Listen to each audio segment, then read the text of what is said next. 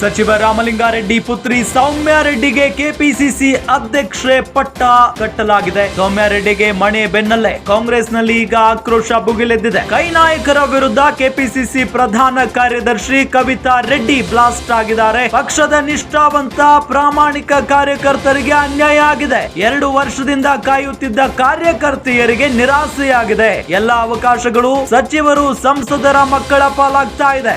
ಇಂತಹ ನಿರ್ಧಾರದಿಂದ ಕಾರ್ಯಕರ್ತರ ಆತ್ಮಸ್ಥೈರ್ಯ ಕುಸಿಯುತ್ತದೆ. ಕಾಂಗ್ರೆಸ್ ಪಕ್ಷದ ಕಾರ್ಯಕರ್ತರಿಗೆ ಏನು ಸಂದೇಶ ನೀಡ್ತಾ ಇದ್ದೀರಿ ನೀವು?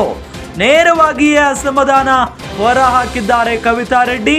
ಲೋಕಸಭೆ ಚುನಾವಣೆ ನಿಗಮ ನೇಮಕಾತಿಗೂ ಸಚಿವರ ಮಕ್ಕಳಿಗೆ ಮಣೆ ಹಾಕಿದ್ದೀರಿ. ಈಗ ಕೆಪಿಸಿಸಿ ಅಧ್ಯಕ್ಷೆ ಪಟ್ಟವು ಸಚಿವರ ಮಗಳ ಪಾಲಾಗಿದೆ.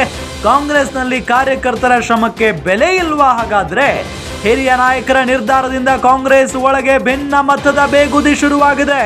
ಕಾರ್ಯಕರ್ತರನ್ನ ಪದೇ ಪದೇ ಕಡೆಗಣಿಸ್ತಾ ಇದೆ ಕಾಂಗ್ರೆಸ್. ಪಕ್ಷದ ನಿರ್ಧಾರಗಳ ವಿರುದ್ಧ ಕಾರ್ಯಕರ್ತರ ಅಸಮಾಧಾನ ಭುಗಿಲೇಳ್ತಾ ಇದೆ. ಕಾರ್ಯಕರ್ತರನ್ನ ಕಡೆಗಣಿಸಿದ್ರೆ ಪಕ್ಷಕ್ಕೆ ಡ್ಯಾಮೇಜ್, ಕಟ್ಟಿಟ್ಟ ಬುತ್ತಿ ಅನ್ನೋ ಸಂದೇಶವನ್ನ ಈಗ ಪ್ರಧಾನ ಕಾರ್ಯದರ್ಶಿ ಕವಿತಾ ರೆಡ್ಡಿ ಅವರು ಬಹಳ ಸ್ಪಷ್ಟವಾಗಿ ಆ ಸಂದೇಶವನ್ನ ರವಾನೆ ಮಾಡಿದ್ದಾರೆ.